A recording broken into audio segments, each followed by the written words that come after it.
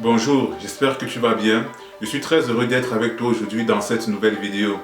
Nous allons voir dans celle-ci comment avoir un mental d'acier qui est nécessaire à un leader pour lui permettre en fait d'atteindre son objectif.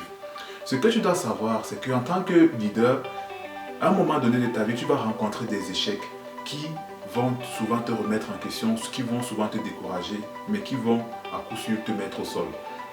Mais ce que tu dois comprendre, c'est que tu dois avoir un mental d'acier pour te relever et pour continuer ton chemin. Dans cette vidéo, je vais te donner 4 clés qui vont te permettre de développer ton mental afin que tu deviennes très solide émotionnellement. Alors, sans plus tarder, le premier conseil, c'est de nourrir son esprit. Qu'est-ce que j'entends par nourrir son esprit? D'abord, ce que tu dois savoir, c'est que notre vie est le reflet de notre état d'esprit. C'est clair, si tu as un mauvais état d'esprit, ta vie ne peut pas être belle. Mais si tu as un très bon état d'esprit, ta vie sera parfaite. Alors, qu'est-ce qu'il faut pour avoir ce bon état d'esprit? Simplement être à la porte de son esprit et suivre nos pensées. C'est-à-dire, tu dois nourrir ton esprit par de bonnes pensées. Tu dois avoir ce que j'appelle des mantras. Des mantras, ce sont des phrases encourageantes, ce sont des phrases qui te donnent la force, ce sont des phrases en fait qui te motivent à aller de l'avant. Marc Aurèle, l'un des plus grands généraux romains, avait une sorte de prière. Il disait: donne-moi la force d'accepter ce que je ne peux pas changer, donne-moi le courage de changer ce que je peux changer et donne-moi la sagesse de distinguer les deux. Et quand il disait cette prière, en fait, ça le calmait et ça lui permettait en fait de prendre des décisions très sages. Et toi aussi, tu dois avoir des mantras qui te permettent de calmer ton esprit. Moi, par exemple, un mantra que j'ai qui me permet de calmer mon esprit, c'est « Je suis amour ». C'est-à-dire, je me pose, je fais une profonde respiration et je me dis « Je suis amour, je suis confiance et je suis sérénité ». En me disant ça, ça me calme et ça m'apaise complètement, ça calme mon esprit.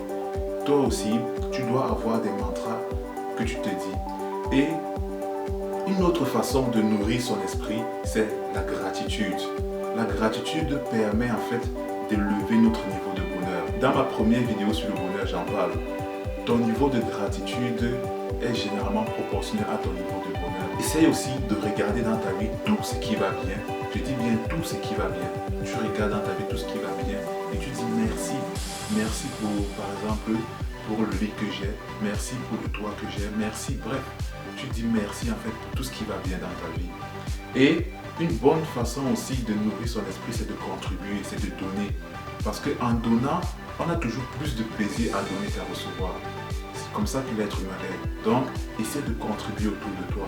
Donne de l'amour, donne...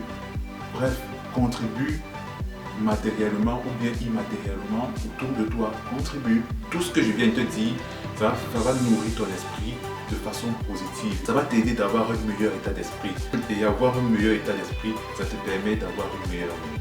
Le deuxième conseil que je vais te donner, c'est de changer ta physiologie. Beaucoup d'études ont montré que notre physiologie influence notre état d'esprit. Sachant que nos émotions peuvent influencer notre physiologie. Par exemple, lorsque tu es triste, tu es comme ça. Lorsque tu es joyeux, tu es éclatant. Et c'est ça. Par contre, inversement, notre physiologie aussi influence notre état d'esprit et nos émotions. C'est-à-dire, même si tu es triste et tu es comme ça, si on te demande de te placer debout, tout droit et d'écarter les mains et rester comme ça pendant 20 secondes, ton état d'esprit va changer tout seul. Donc, change ta physiologie. Et le meilleur moyen de changer sa physiologie, c'est de faire le sport. Pourquoi? Parce que lorsque tu fais le sport, comme j'ai dit tout à l'heure, tu te mets en mouvement, ça change directement ton état d'esprit. Mais aussi, sachant que quand tu fais le sport, tu te challenges aussi émotionnellement, ça te renforce mentalement en fait.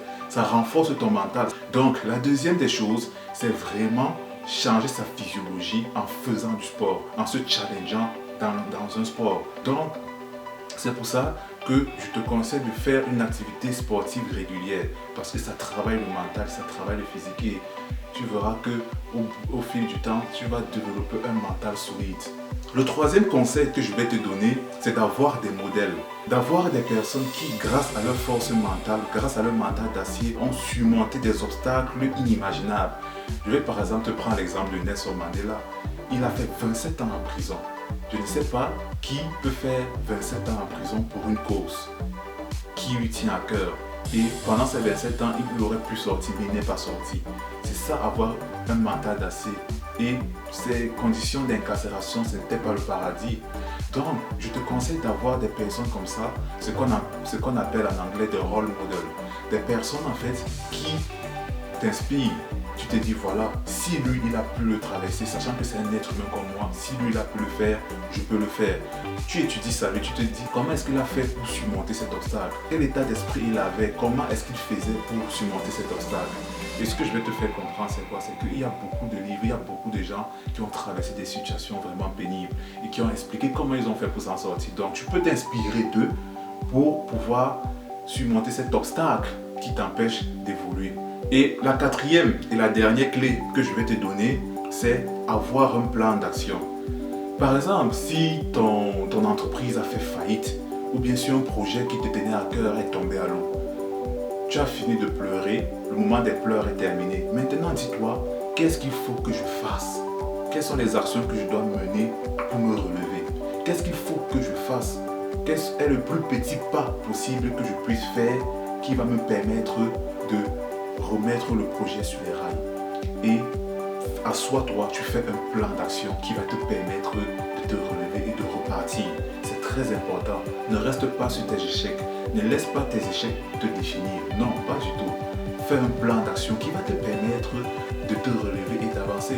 Et ce que tu dois savoir, c'est que en faisant ce plan d'action et en te surpassant et en allant tout droit vers ton objectif, tu vas devenir une meilleure personne. Tu vas devenir quelqu'un d'autre. Absolument, tu deviendras quelqu'un d'autre, tu deviendras quelqu'un de meilleur. Je suis sûr que tu vas atteindre ton objectif, tu vas atteindre ce que tu veux, tu vas avoir ce que tu veux dans la vie. Ça, c'est sûr, c'est clair.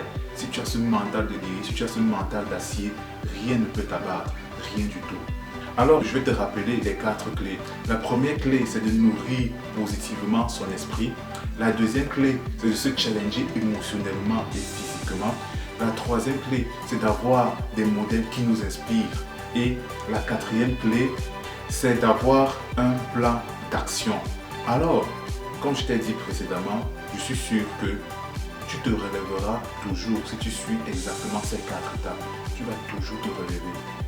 Rien n'est impossible à celui qui croit.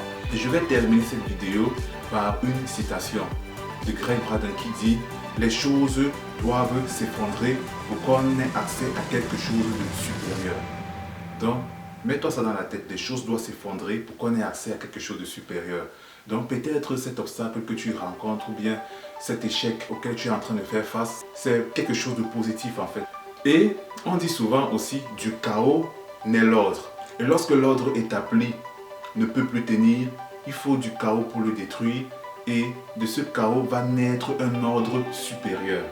Donc, ce que je dois comprendre en fait, c'est que tout c'est pour ton bien, tout c'est pour le plus grand bien de tous en fait. Donc, quels que soient les obstacles que tu rencontres, quels que soient les échecs que tu rencontres, ne baisse pas les bras, continue à foncer, continue à aller de l'avant. Utilise les 4 clés que je t'ai données dans cette vidéo et tu verras que tu deviendras une personne meilleure, tu seras transformé et tu seras un leader, tu seras une leader digne de ce nom. Je suis très heureux que voilà cette vidéo t'ait aidé. Dis-moi dans les commentaires ce que tu en penses et surtout n'oublie pas de t'abonner. Alors, je te donne rendez-vous dans ma prochaine vidéo et je te dis à bientôt. Ciao.